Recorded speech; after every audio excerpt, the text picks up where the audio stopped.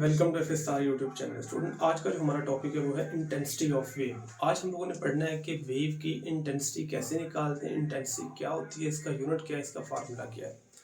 तो student topic की तरफ चलते हैं। पहले मैं डिफाइन लिखिए एक दफ़ा रीड कर दूँ, उसके बाद मैं आपको एक्सप्लेन करता हूँ। कहते हैं amount of energy transmitted per unit area per unit time, यानी कि कितनी एनर्जी किसी यूनिट एरिया पे आके पड़ रही है इन यूनिट टाइम। फर्ज कीजिएगा जैसे ये हाथ है, इसका एरिया कम है और आप इस पे एक कम लाइट फेंकते हैं, एक ज़्यादा लाइट फेंकते हैं। सेम टाइम के अंदर जिसमें ज़्यादा लाइट होगी उसकी एनर्जी भी ज़्यादा होगी, उसकी इंटेंसिटी भी ज़्यादा होगी। जो कम लाइट है उसकी एनर्जी भी कम है, उसकी इंटेंसिटी भी क्या होगी, कम।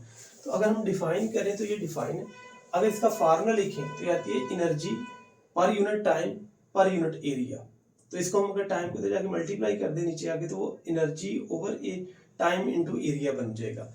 अब हमारे पास स्टूडेंट जो एनर्जी ओवर टाइम है ना, वर्क ओवर टाइम, इसको आप लोग कहते हैं पावर। तो पावर का फार्मूला था एनर्जी ओवर टाइम, तो आई का फार्मूला बनेगा पी ओवर ए के बराबर।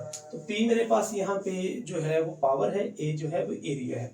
अगर यहाँ पे देखा जाए तो इंटेंसिटी का पावर के साथ डायरेक्ट रिलेशन आता है, यानी जितनी इंटेंसिटी ज्यादा होगी पावर में मेरे पास क्या आएगी बच्चों, ज्यादा आएगी। अच्छा, कहते हैं जो इंटेंसिटी है ना वो मेजर करती है पावर ऑफ अ वेव को। अगर हम इसका यूनिट देखें तो एनर्जी का यूनिट आता है जॉल, टाइम का सेकंड, और एरिया क्या क्या आएगा, मीटर का स्क्वायर आएगा। तो ये बनेगा जॉल पर second into metre square. Joule पर सेकंड जो है वाट के बराबर होता है, तो यूनिट बनेगा वाट पर मीटर का स्क्वायर आ जाएगा। अब आपने देखा होगा साउंड वेव है, साउंड जब ट्रेवल करके जाती है तो थोड़ी दूर जाके उसकी इंटेंसिटी कम हो जाती है। इसी तरह ही हमारे पास जितनी भी लाइट है उसकी लाइट वेव है, वो भी जैसे जैसे ट्रेवल करेगी उसी इंटेंसिटी में क्या आती जाएगी, कमी आती जाएगी। तो हमारे पास जो है ये सारी वेव जो है ये ट्रेवलिंग वेव या प्रोग्रेसिव वेव कहलाती है, जो एक जगह से एनर्जी को ट्रांसफर करवाती है दूसरी जगह पे। तो इसमें वाटर वेव्स भी आता है, साउंड वेव भी आएगा और लाइट वेव भी आएगा। तो ये जो वेव है ना प्रोग्रेसिव या ट्रेवलिंग वेव, इसमें लॉन्गिट्यूडनल भी आएंगी, ट्रांसवर्स वेव भी आएंगी, साउंड वेव भी आएंगी और लाइट वेव भी आएंगी। अब हमारे पास आती है मैकेनिकल वेव। मैकेनिकल वेव जो है ना, ये जब ट्रेवल करती है किसी मीडियम में तो उसके पार्टिकल ऑसिलेट करते हैं अबाउट मीन पोजीशन। तो उनके अंदर काइनेटिक एनर्जी भी होती है और पोटेंशियल एनर्जी भी है।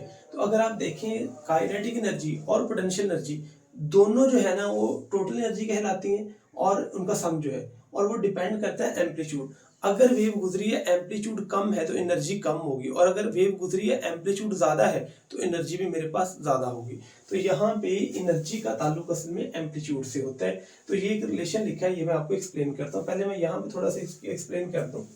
अगर आपने इंटेंसिटी निकाली तो ई ओवर टी जो कि ए के बराबर है। ए यहाँ पे एनर्जी है, टी टाइम है, ए बड़ा इंपॉर्टेंट है, ए यहाँ पे एरिया है। यहाँ पे ए लिखेंगे वो एम्पलीट्यूड आएगा, इसको मिक्सअप नहीं स्टूडेंट करना। तो हमारे पास P जो है वो पावर है, I जो है वो इंटेंसिटी है। तो I का फार्मूला बनेगा P ओवर A के बराबर, और जो A है ना वो एरिया होता है। फर्ज कीजिएगा पानी के अंदर आपने पत्थर फेंका है ऐसे करके, और पत्थर फेंकने के बाद जो है ना वेव ट्रेवल करके जा रही, जैसे जैसे वेव ट्रेवल करके ऐसे पानी की लहरें जाएगी, दूर जाते जाते कम होती जाएंगी और एट द एंड जो है वो वेव खत्म हो जाएगी। तो हमारे पास जो एरिया का फार्मूला यूज करेंगे वो 4πr² यूज करेंगे। अगर मैं यहाँ पुट करूं तो वहां पे फार्मूला बनेगा I is equal to P over 4πr का स्क्वायर। तो इंटेंसिटी का रेडियस के साथ इनवर्स रिलेशन है और स्क्वायर के साथ। अगर r बढ़ेगा तो इंटेंसिटी कम हो जाएगी, और अगर ये डबल होगा तो ये 4 टाइम कम हो जाएगी।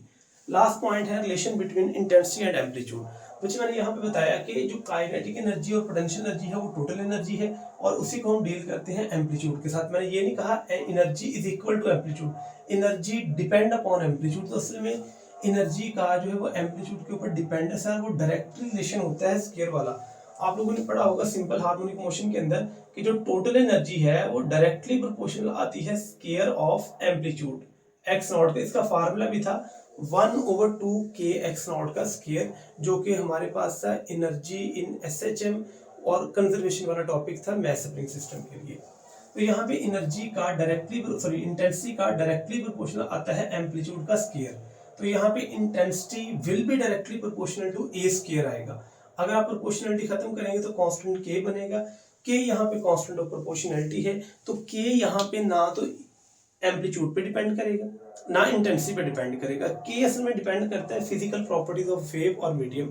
अब ये फिजिकल प्रॉपर्टीज ऑफ वेव का मतलब क्या है कि वेव की फ्रीक्वेंसी कितनी है। वेव की पिच कितनी है, वेव की स्पीड कितनी है।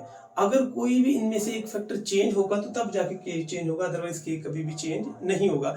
मैं एम्पलीट्यूड डबल कर देता हूँ तो मेरे पास इंटेंसिटी 4 टाइम हो जाएगी, लेकिन इस पे इफेक्ट नहीं जाएगा। इसी तरह ही डिपेंड करेगा मीडियम पे। मसलन देखिएगा कि जो वेव ट्रेवल करके जा रही है वो पानी में से जा रही है, वो मेरे पास रस्सी में से वेव ट्रेवल करके जा रही है, वो सॉलिड में से जा रही है, वो लिक्विड में से जा रही है, वो गैसेज में से जा रही है। वो डिपेंड करता है डेंसिटी ऑफ द मीडियम। उसके बाद इलास्टिसिटी जो है, इलास्टिसिटी कहते हैं मीडियम के अंदर लचक को। यानी जब हम इसे डिफाइन करते हैं तो मेरे पास आता है स्ट्रेस ओवर स्ट्रेन। तो stress force over area, strain आती है change in length over original length. तो ये अगर इलास्टिसिटी चेंज होगी, दोनों की रेशियो यानी स्ट्रेस और स्ट्रेन, तो ये भी चेंज हो जाएगा। थर्ड आता है टेम्परेचर। तो ये जो है वो फिजिकल प्रॉपर्टीज ऑफ आती हैं मीडियम की, और ये फिजिकल प्रॉपर्टीज आती हैं वेव की। अगर इनमें से कोई फैक्टर चेंज होगा तो के कांस्टेंट चेंज हो जाएगा, अदरवाइज के कांस्टेंट चेंज नहीं होगा। तो स्टूडेंट ये था मेरे पास ओवरऑल के इंटेंसिटी क्या है। इंटेंसिटी किन चीज़ों पे डिपेंड करती है, इंटेंसिटी का डिस्टेंस के साथ क्या रिलेशन है। तो ये फार्मूलेशन थी, डिफरेंट फार्मूलेशन हमारे पास यूज हुई है। इसमें से कोई क्वेश्चन है तो आप बता सकते हैं। मजीद वीडियोस के लिए मेरा यूट्यूब चैनल देखते रहिएगा। Thank you so much.